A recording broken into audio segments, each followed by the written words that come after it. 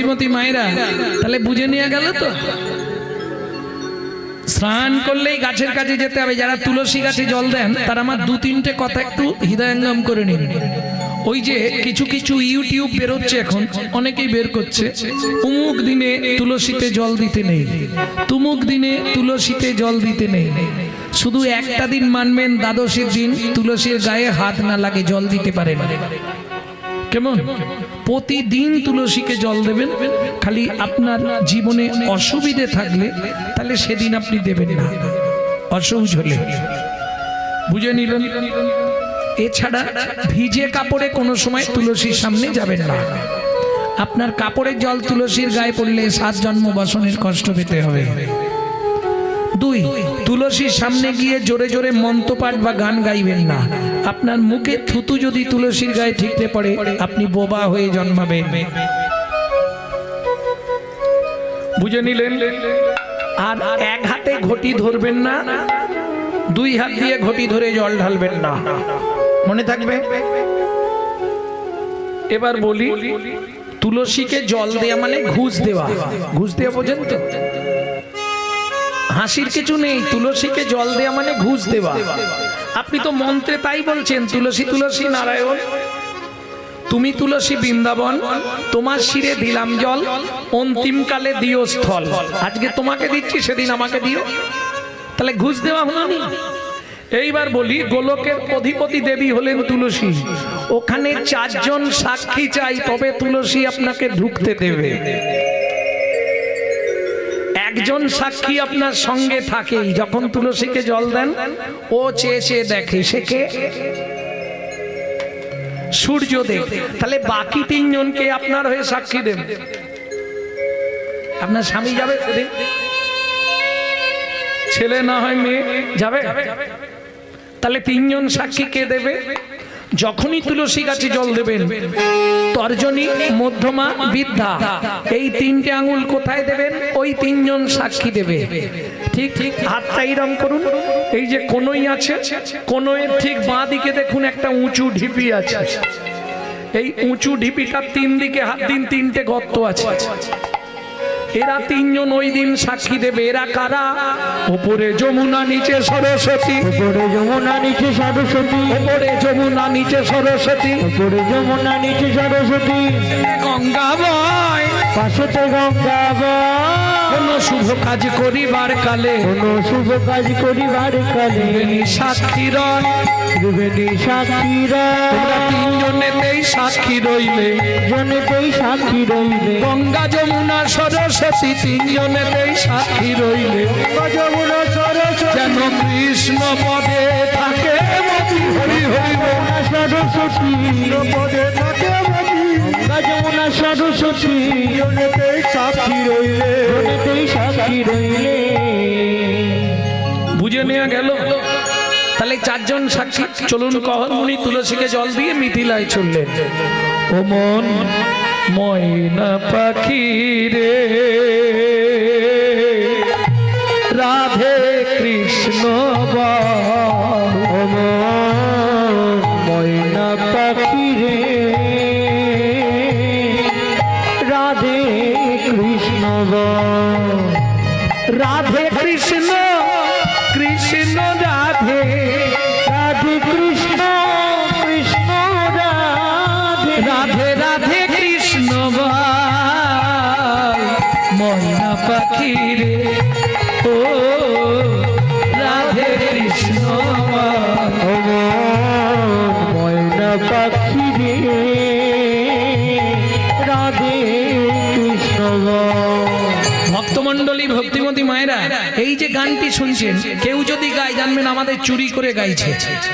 কারণ এটা আমার দাদুর গান, শশীভূষণ চক্রবর্তী কীর্তনিয়া ছিলেন। তারপর গাইতেন দাদুর বাবা মাধব চক্রবর্তী, তারপরে গাইতেন দাদু যতীন্দ্রনাথ চক্রবর্তী, তারপরে গাইতেন বাবা কালীপদ চক্রবর্তী। এখন গাইছি আমি গৌরাঙ্গ সুন্দর চক্রবর্তী। আমার পরবর্তী জেনারেশন তৈরি হচ্ছে, আমারই একমাত্র সম্পদ গৌরব কৃষ্ণ চক্রবর্তী। নিতাই গৌর হরি বল। বুঝে নেওয়া গেল? মধুর বুলি মাতিয়ে তোলো প্রাণের ব্যথাম হোক না শিথিল মায়ার বাঁধন, হোক না আধার ভোর। তোর মধুর বলি মাতিয়ে তোর প্রাণের ব্যথা, হোক না শিথিল মায়ার বাঁধন, হোক না আধার ভোর। সবে হারায়ে পাই যেন আমি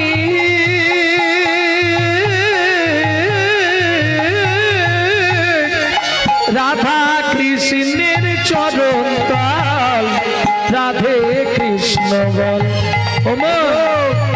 ময়না পাখি রে রাধে কৃষ্ণ বল। তাই গৌর হরি হরি হরি বল। রাধে কৃষ্ণ বল। জয় হোক মিথিলা রাজা জনকের জয় হোক। জয় হোক জয় হোক।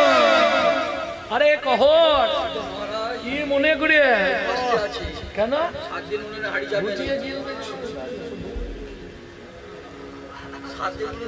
আচ্ছা আচ্ছা মন্ত্রী মহারাজ একে ভেতরে নিয়ে গিয়ে গুছিয়ে খাওয়া যাও। মহারাজ আমার জন্য বলছিনি, বাড়িতে একটু নুন পর্যন্ত নেই, স্ত্রী 8 মাসের গর্ভবতী। শোনো কহর, আজ ভালো দিনে এসছো। আজকে আমার রাজ্যে বরুণ দেবের পুত্র বন্দি আসছে ভাগবত তত্ত্ব আলোচনা করতে। এই ভাগবত তত্ত্ব আলোচনায় যে জিতবে তাকে 10,000 স্বর্ণ মুদ্রা দেয়া হবে। আরে আগে পুরোটা শোনো, যে হেরে যাবে তাকে ওই নদীর জলে ডুবিয়ে মেরে ফেলা হবে। প্রথমের কথাটা শুনে ইচ্ছা ছিল, দ্বিতীয়টা শুনে আর ইচ্ছা নেই। কেন? যদি হেরে যায় এরা মেরে দিবে, আমার বউটাকে কে দেখবে? 8 মাসের গর্ভবতী স্ত্রী আমার জ্বালায় সে তো অচৈতন্য হয়ে যাবে। বলছি মহারাজ, ভাগবত তত্ত্ব নিয়ে তর্ক বিতর্ক দরকার নেই, যদি আপনি কিছু দান দেবেন দিন, নালে আমি চলে যাই। জনক রাজা বলে, কহর ত্রিভুবনের শ্রেষ্ঠ পণ্ডিত তুমি যদি চলে যাও আমার রাজ্যটা অপমান হবে। তাছাড়া তোমাকে হারাবে এই ক্ষমতা কারো আছে? বলছেন মহারাজ তাহলে হই। বারবার 3 বার বন্দি যে হারিল, চতুর্থবারে কহুর মুনি হারিয়ে গেল। এই কে আছিস? একে টানতে টানতে নদীর জলে নিয়ে চল। কি জ্বালা বলো। এই জন্য বলেছিলেন তর্ক করবো।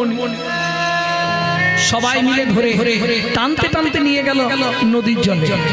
আমাকে মেরো না গো, বিশ্বাস করো, আমার 8 মাসের গর্ভবতী মহিলা আমার স্ত্রী, সে আমি যদি মরে যাই তাকে দেখার কেউ নেই। বিশ্বাস করো, আমার কথাটা শোনো। কে শুনবে? সবাই মিলে ধরে টানতে টানতে নদীর জলে নিয়ে গিয়ে, আমাকে মেরো না, আমাকে মেরো না, আমাকে মেরো না সুজাতা।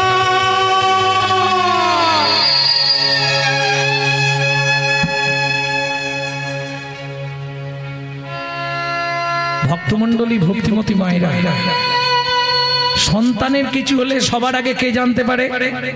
মা। ঠিক তেমনি স্বামীর যদি কিছু হয়, সতী রমণী সে ঠিক জেনে ফেলবে আমার স্বামীর কোনো বিপদ হয়েছে। গভীর রাত্রিতে সুজাতা দেবীর ঘুম ভেঙে গেল।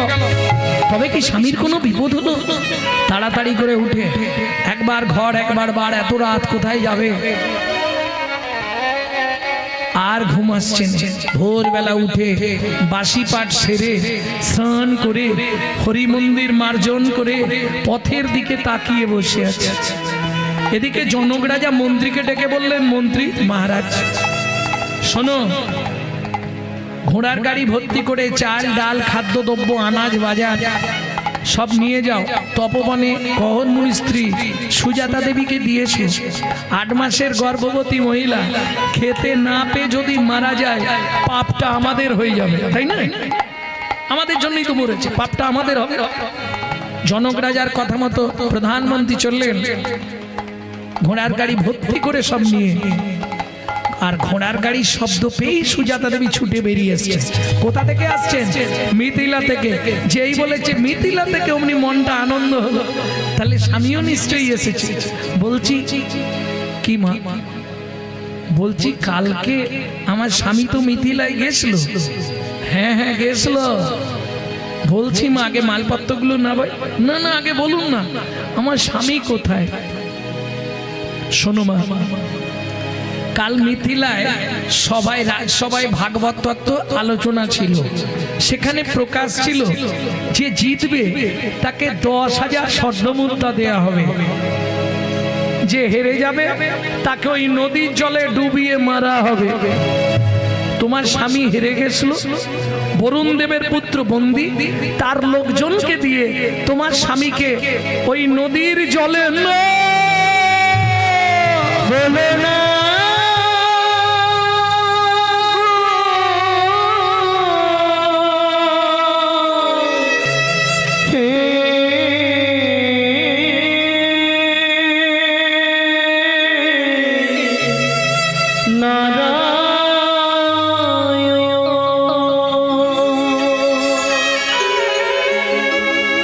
জানি না কি এমন পোড়া আমি করেছি। ছুটছে ছুটছে গিয়ে নারায়ণের সামনে আছাড় খেতে হলো। যার লাগি তুমি আমায় সাজা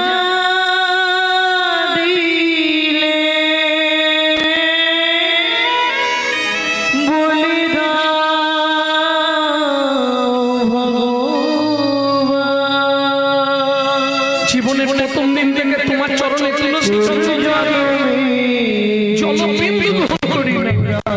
তুমি আমার এত বড় সর্বনাশ করে দিলে। আমি স্বামী হারা হলাম, এই তোমার উপহার বলো, এই কি তোমার বিচার।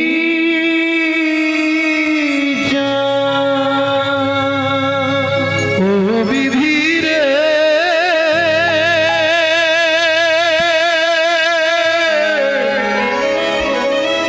ও বিধি রে,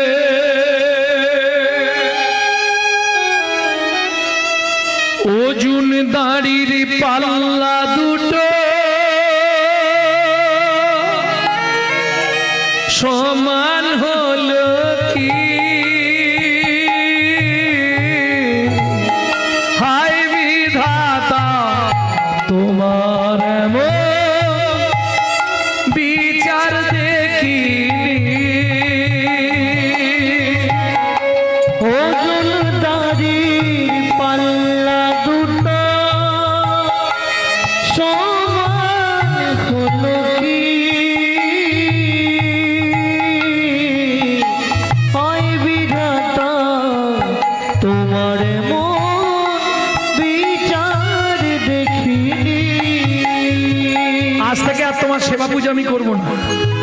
আরে ও তোমাকে বলে রাখছি, আমার গর্ভের সন্তান আমি পৃথিবী দেখতে দেব না। তুমি পাষাণ, তুমি শিলাখণ্ড, তুমি পাথর।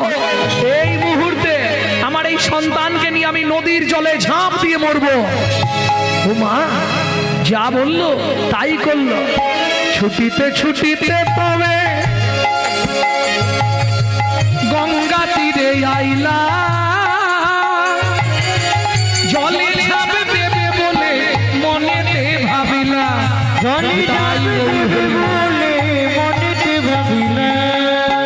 পতিত পাবনী মা গঙ্গা, আমি তোমার পক্ষে আশ্রয় নেব মাগো। আমার এই গর্ভের সন্তানকে নিয়ে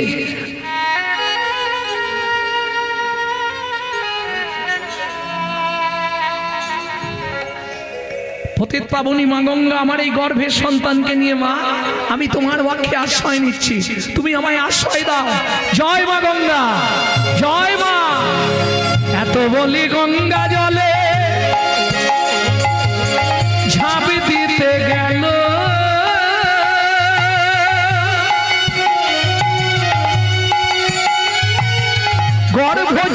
শিশু তখন কাঁদিয়া উঠিল, গর্ভজাত শিশু তখন কাঁদিয়া উঠিল। আমায় তুমি মারবে কেন, আমায় তুমি মারবে কেন, আমায় তুমি মারবে কেন, আমায় তুমি মারবে কেন, আমি কি অপরাধ করেছি মা, আমায় তুমি মারবে কেন, করে অপরাধে অপরাধ করেছি মা, অপরাধ করেছি মা, আমায় তুমি মারবে কেন, তুমি মারবে কেন। ও মামা, আমি তো কোনো অন্যায় করিনি মা, তোমার গর্ভে জন্ম নিয়ে কি আমি অন্যায় করেছি বলো? পাড়ার লোকেরা বোঝাচ্ছে বোকা, গর্ভের সন্তানকে এইভাবে কেউ নষ্ট করে দেয়? চল বাড়ি চল। সবাই মিলে বুঝিয়ে বাড়িতে নিয়ে এলো। 2 মাস পরে শুভক্ষণে শুভ তিথিতে সুসন্তান প্রসব করলেন। পুত্র হেরি জগবাসী আনন্দিত মন, আনন্দিত মন, কিন্তু পুত্র হেরি জননীর ঝরে দুনয়ন। ঝরে দুনয়ন। কেন? মায়ের একটাই চিন্তা, বাবার অভিশাপটা ফলে যাবে না তো।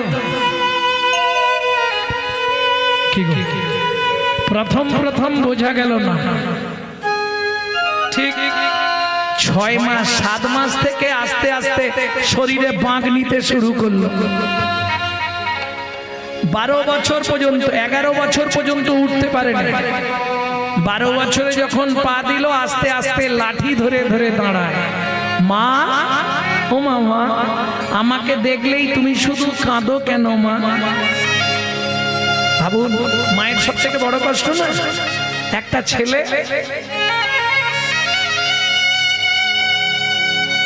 সারা শরীরে 8টা ভাগ হয়ে গেছে, মা দেখলেই হাউ হাউ করে কাঁদে। ও মা, কেঁদো না মা, ভাগবত পড়বো না। জীবনে ভাগবত পড়বি না, জীবনে ভাগবত শুনবি না, জীবনে ভাগবত স্পর্শ করবি না। মা, কেন? এই ভাগবত পাঠ করতে গিয়ে তোর বাবা মরেছে, এই ভাগবত পাঠ শুনতে বসে তোর চেহারাটা এমন হয়েছে। যখন মায়ের মুখে সব শুনল, ওই 12 বছরের বাঁকারা, মা কিরে, তোমার হাতটা আমার মাথায় দিয়ে আশীর্বাদ করো মা, আমি এই অবস্থায় এই মুহূর্তে মিথিলায় যাব পিতৃ হত্যা প্রতিশোধ নিতে। দেরি করলো না। হে নারায়ণ হরি, হে নারায়ণ হরি, তুমি গোপাল কৃষ্ণ মুরারি, গোপাল কৃষ্ণ মুরারি, তুমি গোপাল কৃষ্ণ মুরারি, গোপাল কৃষ্ণ মুরারি, নারায়ণ হরি, নারায়ণ হরি, তুমি যাদব মাধব মুকুন্দ কৃষ্ণ কেশব গোপাল গোবিন্দ, অহরহ তব নাম স্মরণ করি, হে নারায়ণ হরি, ও হে নারায়ণ হরি, হে নারায়ণ হরি। এই দাঁড়ি, তোদের জমিদারকে ডেকে আন। দাঁড়াতে পারছেন?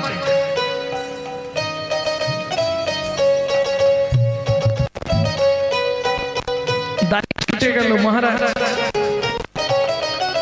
একটা ছেলে এসছে দাঁড়িয়ে, 12-13 বছর বয়স, বলছে আপনাকে ডাকছে। জনক রাজা বলে পৃথিবীর সবাই পারমিশন নিয়ে আমার সঙ্গে দেখা করতে আসে, সে কোন লাট সাহেব রে, আমাকে ডাকছে। মহারাজ একবার দেখবেন, চলুন না।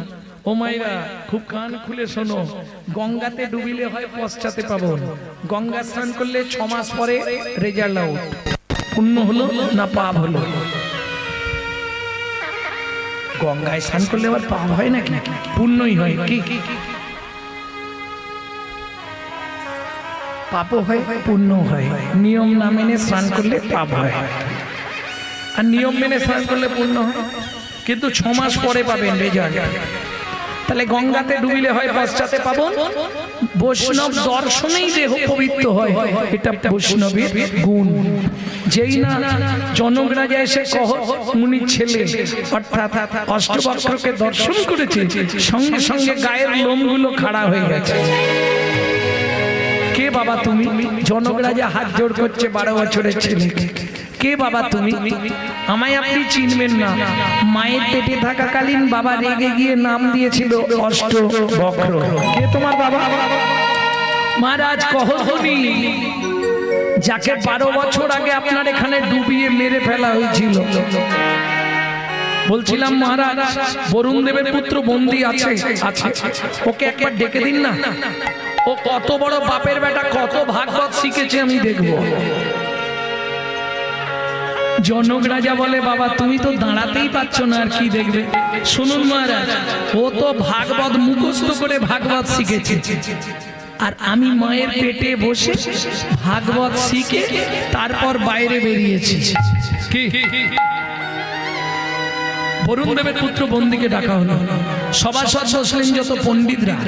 যে শ্লোকটা বলে 60 বছরের লোক বন্দী, 12 বছরের ছেলে বলে ওটাই ভুল। শুনুন, আপনি কৃষ্ণ নামের মহিমা বলতে গিয়ে যে শ্লোকটা বললেন সেটাও ভুল বললেন। ভালো করে আমার কাছ থেকে শিখে নিন। তুণ্ডে তাণ্ডবী নিরতিঙ্গে তানতে দণ্ডাবলী লাভধায়ে লব্ধায়ে কর্ণকোড়ে করম্মিনী ঘটয়াতে কর্ণবুদেব ঘটয়তে কর্ণবুদেব চেত প্রাঙ্গণ সঙ্গিনী রাজশ্রীহম রাজশ্রীহম ন জানে জনতি কি অদ্ভুত অমৃতম অদ্ভুতম কৃষ্ণ ইতি বর্ণোদ্বয়ী। কৃষ্ণ ইতি বর্ণোদ্বয়ী। আমি জিজ্ঞেস করি বাবা, এই শ্লোকটা আপনারা কি বুঝতে পারলেন? কিছু বুঝতে পারেন না? ভাগবতে কৃষ্ণ নামের মহিমা একটি শ্লোক। তুণ্ডে তাণ্ডবী নিরতিং বিতানুতে তুণ্ডাবলী লব্ধায়ে কর্ণ কোড়ে করম্মিনী ঘটয়াতে কর্ণ বুদেব্য চেত প্রাঙ্গণ সঙ্গিনী রাজশ্রীহম ন জন জানতে কি অদ্ভুত অমৃতম কৃষ্ণ ইতি বর্ণদ্বয়ী। এই কৃষ্ণ 2 অক্ষরে এত সুধা, এত প্রেম, এটা আগে জানতাম না। কখন জানলাম?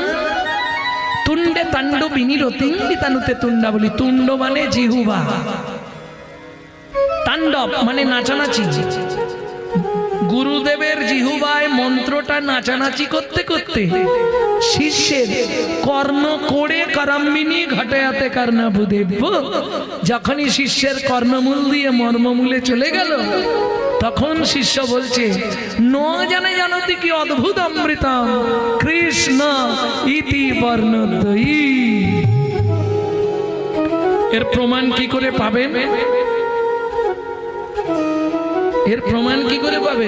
স্বয়ং রাধারানী বলছে জপিতে জপিতে নাম অলস করিল রে, জপিতে জপিতে নাম অলস করিল রে, কেমনে পাইব বল তারে সখী রে, কেমনে পাইব বল তারে সখী রে, যেখানে বসতি তার নয়নে না হেরি গো, যেখানে বসতি তার নয়নে না হেরি গো, ধৈর্য মোর নাহি ধরে, ধৈর্য মোর নাহি ধরে, শোভনের পথ দিয়া মরমে বসিল গো, শোভনের পথ দিয়া মরমে বসিল গো, আকুল করিল মন প্রাণ, আকুল করিল মন প্রাণ, না জানি কতেক মধু শ্যাম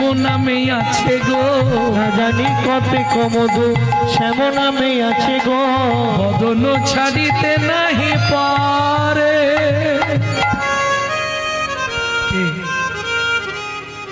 যেখানে বসতি তার নয়নে না হেরি গো, যুবতী ধর্ম কইছে রয়, কহে দিজ চণ্ডী দাসে কুলবতীর কুলনাশে আপনার যৌবন যাচায়। বুঝে নেওয়া গেল।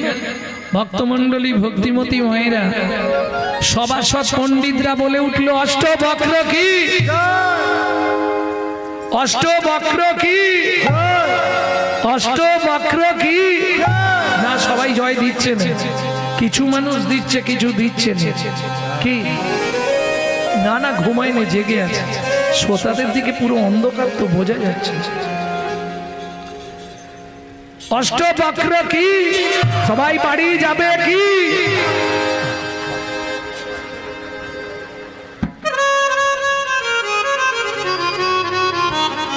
11টা পর্যন্ত গাইব বলেছিল, 12টা বেজে গেছে।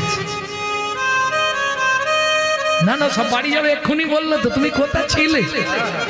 আমি জিজ্ঞেস করলাম সবাই বাড়ি যাবে কি, বলছে জয়। তার মানে কি যাবে?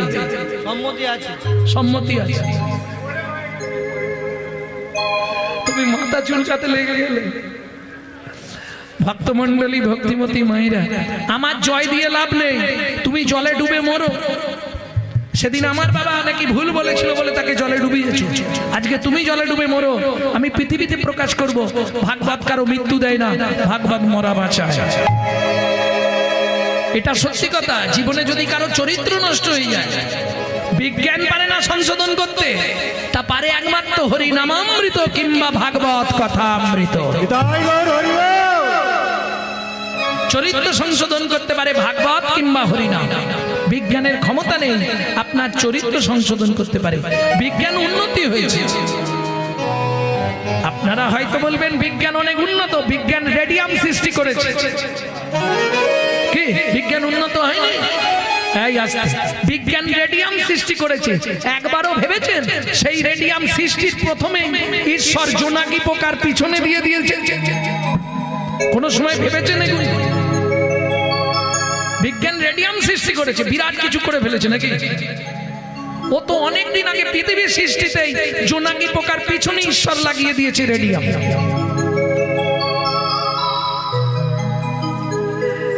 ভাবো ভক্তমণ্ডলী ভক্তিমতী মায়েরা, বিজ্ঞানের অবদান অস্বীকার করা যাবে না, বিজ্ঞানের অবদান আছে। কিন্তু এটা শুনে রাখুন, যেখানে বিজ্ঞানের শেষ সেখানে ধর্মের শুরু। কি বাবা, এটা বুঝতে হবে। যেখানে বিজ্ঞান আর যেতে পারবে। এই যে আমরা একটা শব্দ খুব উচ্চারণ করি, ওম। মন্ত্র বললেই প্রথমেই ওম ওম, যেটাকে আমরা ওম বলি, কথাটা তো ওম নয়, ওম। ও উ ম, ব্রহ্মা বিষ্ণু মহেশ্বর। এই আওয়াজটা কোথা থেকে বেরোচ্ছে? বিজ্ঞান আজ অব্দি ঠিক করতে পেরেছে কোন জায়গার আওয়াজ, এটা কোথা থেকে আসছে জানেন? গঙ্গোত্রী থেকে, যেখান থেকে গঙ্গার জল নামছে, গঙ্গোত্রী হিমালয়ের গোমুখ থেকে ওই ওম ওম ওম আওয়াজটা বেরোচ্ছে। আজ পর্যন্ত বুঝতে পারলো কোথা থেকে ওই আওয়াজ হচ্ছে? বিজ্ঞান শেষ, ধর্ম শুরু। ভক্তমণ্ডলী ভক্তিমতী মায়েরা, এইবার চলুন 60 বছরের লোক বরুণ দেবের পুত্র বন্দী 12 বছরের ছেলেকে এসে প্রণাম করেছে। আর যেই প্রণাম করেছে ব্যাস সারা শরীর কারেন্ট হয়ে গেছে। কি বলছে শুনুন, তুমি মানব নয় গো কোন দেবতা, তুমি মানব নয় গো কোন দেবতা, মানব নয় গো কোন দেবতা, বলি দিও নাম রুমি ব্যথা, মানব নয় গো কোন দেবতা, তুমি দিও নাম রুমি ব্যথা, প্রকাশ করি সত্য কথা,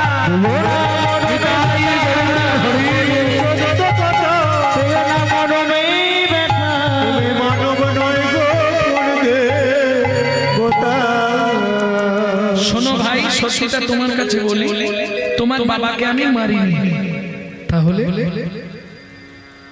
আমার বাবা আজ থেকে 12 বছর আগে পাতালে কৃতার্থ যজ্ঞ করবে বলে বরুণ দেব আমার পিতা আমাকে পাঠিয়েছিল স্বর্গমত্র পাতাল ত্রিভুবন ঘুরে ভালো পণ্ডিত সদাচারী প্রসাদ ভোজী ব্রাহ্মণকে নিয়ে যেতে। খুঁজে খুঁজে দেখলাম অনেক ব্রাহ্মণ, কারো দুটো গুণ আছে, কারো তিনটে গুণ আছে, কারো পাঁচটা গুণ আছে, বাকি আর এর উপরে উঠলো না।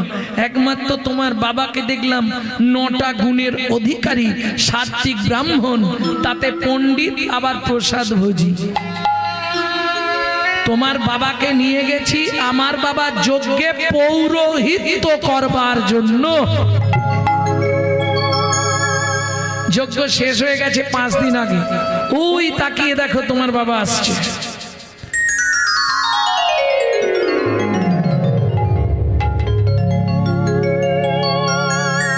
জনক রাজা বলছে, এই কহর, ছেলে তো তোমার দারুণ গো। হ্যাঁ, আরে শোনো, বাঁকা হলে কি হবে? ছেলের গুণ আছে তোমার। এটা তোমার ছেলে নয়? হ্যাঁ, এই বাঁকা, এই বাঁকা, এই বাঁকা দা কার ছেলে? কার ছেলে রে? এই বাঁকা না, এই বাঁকা, আস্তে আস্তে বস বস বস বসে পড়, হাত পা ভেঙে যাবে। বাবা, এই বাঁকা মদনটা আমার ছেলে। বাবা, নিজের ছেলেকে অস্বীকার করছো? তুই আমার ছেলে? হ্যাঁ, মনে নেই? যদ্দৈতং ব্রহ্মোপনৌষধি তদ্ভাপস্তনুভা য আত্মা অন্তর্যামী পুরুষ ষড়ৈশ্বর্য জয় ভগবান। শোনো বাবা, মায়ের পেট থেকে আমি বলেছিলাম শ্লোকটা তুমি ভুল বললে, তুমি অভিশাপ দিয়েছিলে, তোর অষ্টস্থানে বক্ষ হবে। বাবা, ভুল তো ভুল, সেদিন শ্লোকটা তুমি সত্যি ভুল বলেছিলে। কি বলিস কোকা? হ্যাঁ, ষড়ৈশ্বর্য জয়ী ভগবান হয় না বাবা, ষড়ৈশ্বর্য পূর্ণ পূর্ণ পূর্ণ ব্রহ্ম ভগবান। ছুটে গিয়ে ছেলেকে বুকে জড়িয়ে ধরল। এখন আর আদর করে কি হবে? যা দিয়েছে তো এখন সারা জীবন বয়ে বেড়াতে হবে। এখন আর খাতির করে কি হবে?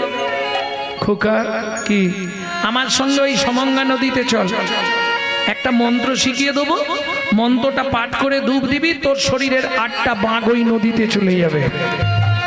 দক্ষিণ ভারতীয় নদী সমঙ্গা, লিখে নি, সমঙ্গা। যদি কখনো দক্ষিণ ভারতে যান, কষ্ট করে হলেও একবার স্নান করবেন।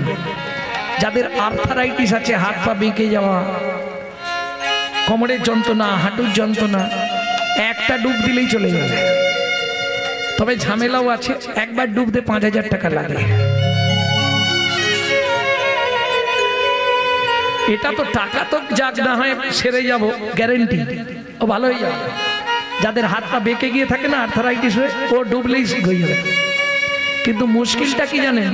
আজকে যদি লাইন দেন, 3 দিন পরে স্নানের ডেট পড়বে।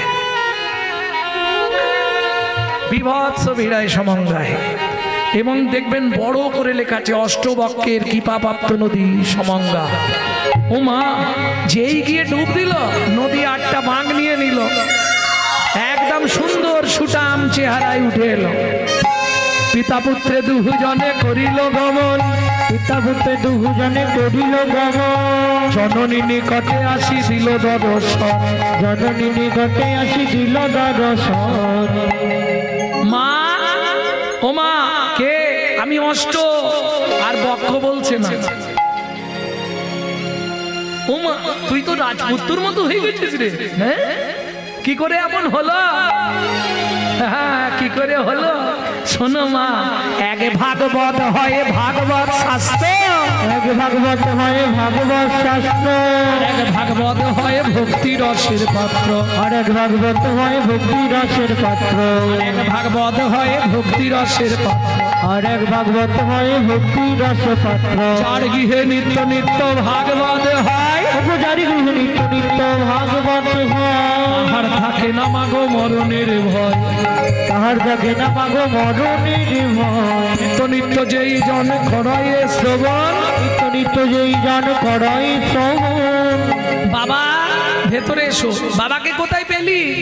বললাম না মা, যার গৃহে নিত্য নিত্য ভাগবত হয়, উপচারী গৃহে নিত্য নিত্য ভাগবত হয়, তাহার থাকে না মাগো মরণের ভয়, তাহার থাকে না মাগো মরণের ভয়। নিত্য যেই জন করায় শ্রবণ, নিত্য নিত্য দুইজন করই শ্রবণ, অনায়াসে পায় রাধা গোবিন্দ চরণ, অনায়াসে পাই রাধা গোবিন্দ চরণ। এক মনে এক ধ্যানে করিলে শ্রবণ, এক মনে এক ধ্যানে করিলে শ্রবণ, মরণের পরে হয় গোলকে গমন। মরণের পরে হয় গোলকে গমন। ও মামা, কি সেদিন তুমি বলেছিলে খোকা জীবনে ভাগবত পড়বি না, জীবনে ভাগবত শুনবি না, জীবনে ভাগবত স্পর্শ করবি না, আজকে কি বলবে? খোকা একটু ভাগবত পড় না বাবা। পড়বো মা? হ্যাঁ পড়। ও মা, যেই পড়তে শুরু করলো আজকে ভাগবত শুনতে আসছে কারা, খালি একবার দেখে নে। সিদ্ধ মহাত্মা তো এই যে কীর্তন শুনবেন সবসময় চেষ্টা করবেন আচারী ভক্তের মুখে হরিকথা শোনার, নালে সর্প উচ্ছিষ্ট সমদুগ্ধ। সাপের এঁঠো করা দুধ খেলে যেমন বিষক্রিয়া হয়, অনাচারী ব্যক্তি যারা মাছ মাংস সব খায় আবার হরি কথা বলে, তাদের মুখে হরিনাম শুনতে হয়তো ভালো লাগবে কিন্তু বিষক্রিয়া হবে। সারা রাত হরিনাম শুনবে, সকালে গিয়ে কর্তার সঙ্গে মারামারি বাঁধবে। বুঝে নেওয়া গেল? ভাগবত করতে শুরু করলো আর শুনতে আসছে কারা? চলে সারি সারি দেবের কুমারী, দেবপত্নী গণ যত রে। চলে সারি সারি দেবের কুমারী, দেবপত্নী গণ যত রে। চলে সারে সারে দেবের কুমারে, দেবপত্নী গণ যত রে। অপ্সরায় অপ্সরী গন্ধর্ব কিরণরী, অপ্সরায় অপ্সরে গন্ধর্ব কিন্নরী, কাহাবা কহিব কত, তাহাবা কহিব কত। লক্ষ্মী সরস্বতী লইয়া ভগবতী, ভাগবত শুনিতে যাইত। কি সরস্বতী লইয়া ভগবতী, ভাগবত শুনিতে যায় গো। আমার মুসিক বাহনে চলি গো জাননী, বহরে চলে গজাননে, মুসিক বাহনে চলি গো জাননী। বহরে চলে গজাননে, কার্তিক ময়ূরে ধায়, ময়ূরে ধার। ক্ষিপ্ত পায় একজনে বিষ বিষ্ণে আহরণ, কৃপায় একজন বিশ্বপৃষ্ঠে আওর, হইয়া সিংহা ডুমুর নিশা। ডমুর নিশা। তার শিরে জটা তিলোচন, ভস্ময়ঙ্গে বিভূষণ। জটা তিলোচন বিষ্ণুঙ্গে অবসর, তার শিরে জটা ত্রিলোচন, ভস্ময়ঙ্গে বিভূষণ। জটা তিলোচন বিষ্ণুঙ্গে অবসর। সদয় জপয়ে রাম নাম, জয় জপয় নাম নাম। ওগো তার বামে এক নারী, তুলনা দিবার নাহি। তার ভাবে এক নারী, তুলনা দিবার নারী। রূপে অন্ধকার নাশি করে, অঙ্গবাস নাচে করে, রূপে অন্ধকার নাশি করে। অঙ্গ তার নাচে করে। তারা ঘিরে ঘিরে দাঁড়ালো, ঘিরে ঘিরে দাঁড়ালো, ঘিরে ঘিরে দাঁড়ালো। ঘিরে ঘিরে দাঁড়ালো।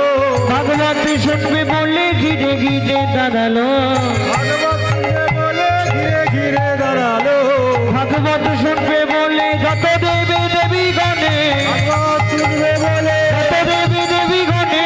ভাগবত শুনবে বলে ঘিরে ঘিরে দাঁড়ালো, ঘিরে ঘিরে দাঁড়ালো। আরে আমি তো তোমাদের ডাকিনি, তোমরা এলে কেন? যাদের ডাকছি তারা কোথায়? যাদের ডাকছি তারা কোথায়? নাম জাগানোর দল।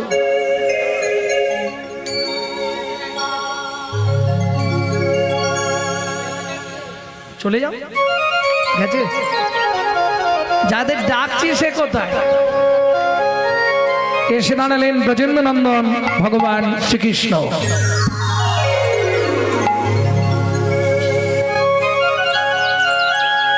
দেখো অনুপম রূপজার তনু মনোরম, অনুপম রূপজার তনু মনোরম, আমার উপজার তনু মনোরম, চন্দ্রপ্রভা সমদুতি নয়ন বিরাম, চন্দ্রপ্রভা সমাদুতি নয়ন বিরাম, মৃদু মুখে মৃদু হাসি রূপসী নির্মল, মুখে বিদু হাসি রূপসী নির্মল, মৃদু মুখে মৃদু হাসি রূপসী নির্মল, বিদু মুখে বিদু হাসি রূপসী নির্মল, চন্দ্রপ্রভা সমদুতি নয়নাভিরাম, চন্দ্রপ্রভা সমদুতি নয়ন বিরাম, চন্দ্রপ্রভা সমাদুতি নয়ন বিরাম, চন্দ্রপ্রভা সমদুতি নয়ন বিরাম, চন্দ্রপ্রভা সমাদুতি নয়ন বিরাম, চন্দ্রপ্রভা সমদুতি নয়ন বিরাম। চন্দ্রপ্রভা সমাদুতি নয়ন বিরাম। এই যে তোমার ওই রূপ আমি দেখবো না কেন?